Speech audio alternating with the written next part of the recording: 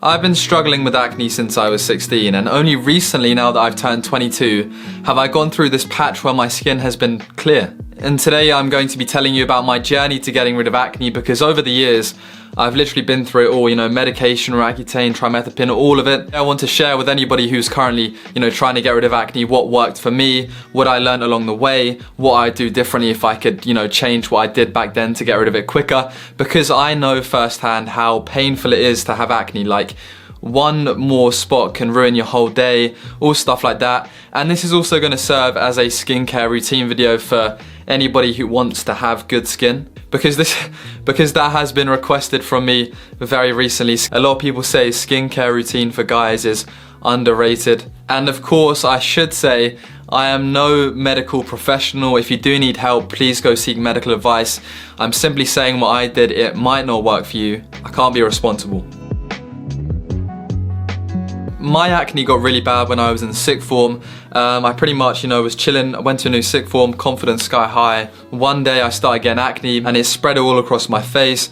It did kind of change the game. Even with my YouTube videos, I started on some medication, and over time throughout sixth form, by the time I went to university, over the course of a year and a half in sixth form, it had slightly cleared up. And this is when I made a video previously on how to get rid of acne, where I talked about the things that I did to get rid of my acne, which is kind of ironic because, yeah, I did get rid of it, but not permanently. So at the time I was on trimethoprim, what I said was to wake up in the morning, and when I had really bad acne, and I think this is really good if you have bad acne, like loads of acne, I'd get the power shower on every morning, lean over the bath, shower my face. I saw some doctor at the time who said, the best thing you can do to clean your face is to use water. That's what he said. In the evening I'd use the tea tree along with some other cream, Epiduo cream, that really burned my face, and that was my routine for then. At the end of university first year, I was fairly clear. I was still on trimethoprim at the time, and then I went off to second year university in Australia, and it was going smoothly. Halfway through the year, we took this great trip to New Zealand, a car trip, where obviously if you're road tripping across a country for 35 days, your hygiene's not really going to be too well looked after. And we was in the sun, hiking, and obviously food-wise, we're traveling around. We had a lot of McDonald's, and at the same time, just before the trip, my trimethoprim, the medication I've been on for a while, ran out, but I was due to come off it anyway. And then I came off it all at the same time and went on this trip at the same time, and my acne got worse again, and I was like, gosh, no, I thought this happened to me in sixth form, don't let it happen again. The thing that I hated about it was I hate making no progress. I'd rather have acne, then it slowly gets better over time, than have acne, it goes away, it comes back, it goes away, it comes back, because then it's like, some journey. It's like, yeah. So anyway, came back after that trip. I was like, what the heck do I do? I think I went back on trimethoprim in Sydney. Then I came back from Sydney, 2019. When I got back from Sydney, my skin was slightly better than it had been in sixth form and when it got bad again during the New Zealand trip, but I still had acne, and I was still regularly getting spots and all stuff like that. And I distinctly remember this one time when I had this tiny little lump on my skin, and I was like, oh, it's probably just a collagen lump, which is essentially when skin, dies and gets kind of caught under your cheek. And then this tiny lump, literally I washed it day by day by day, turned into this massive spot from nothing, didn't touch it, burst, and then it's scarred right here. And if you look closer, I still have a scar here.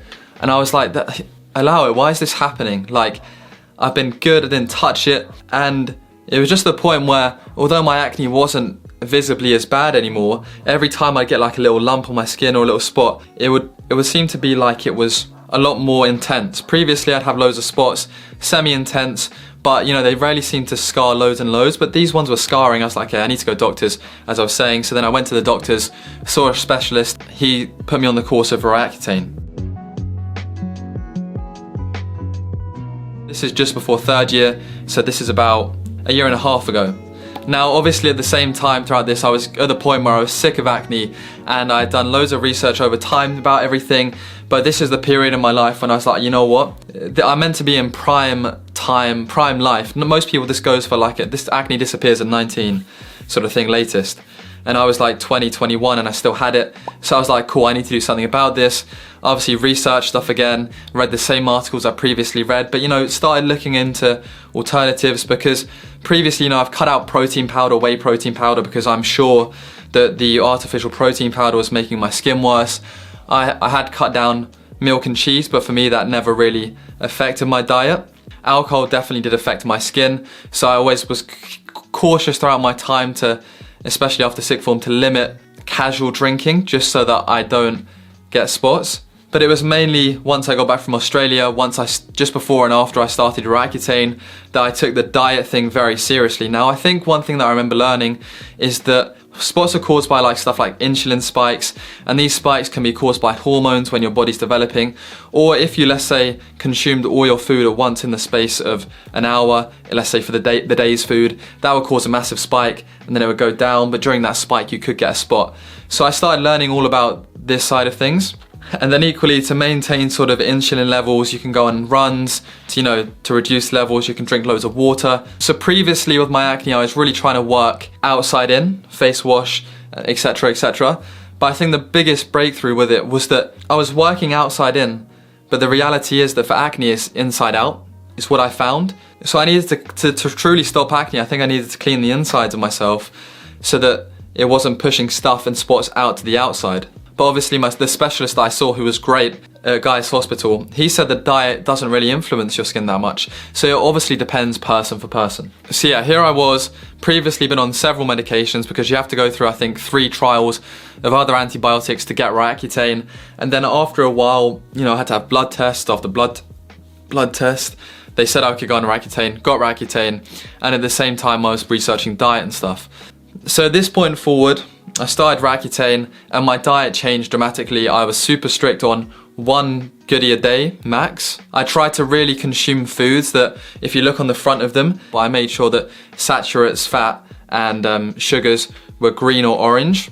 I really started becoming conscious about my daily limits of stuff, just in terms of fat, saturate and sugar. And wherever possible, I was no god. Obviously you go out, you have pizza, etc, sometimes takeaways, but I really limited takeaways, and I always made sure if I had a choice and I was choosing the food, to choose the healthier option in terms of looking at the front of the label. Sometimes it's not possible and it did stress me out a bit, but I think it's something you have to deal with and just, forget about it if you do have a cheat day sort of thing. I made sure that I started, because I saw some acne video on Ellen DeGeneres, and the guy said that the one thing I changed was loads of water and loads of veg.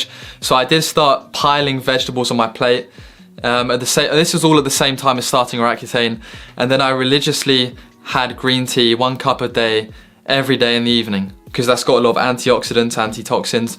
It's meant to clear out the skin, rumours.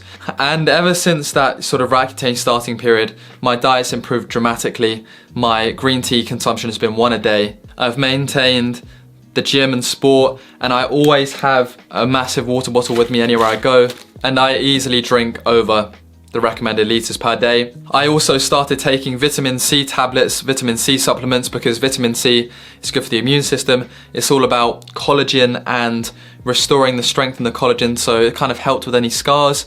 So yeah, so I changed up my diet. I was still on multivitamins as well for health reasons, just because I think they're healthy. Except when you're on Roaccutane is like 3,000% of your vitamin A or 1,000% of your vitamin A per day. So it works by drying out all your oil follicles and oil stuff so the acne doesn't come. So I had to make sure that the tablets of multivitamins I was on had no vitamin A in, so I didn't increase my limit even further. But yeah, I carried on with life, that new diet, on Roaccutane, being healthy.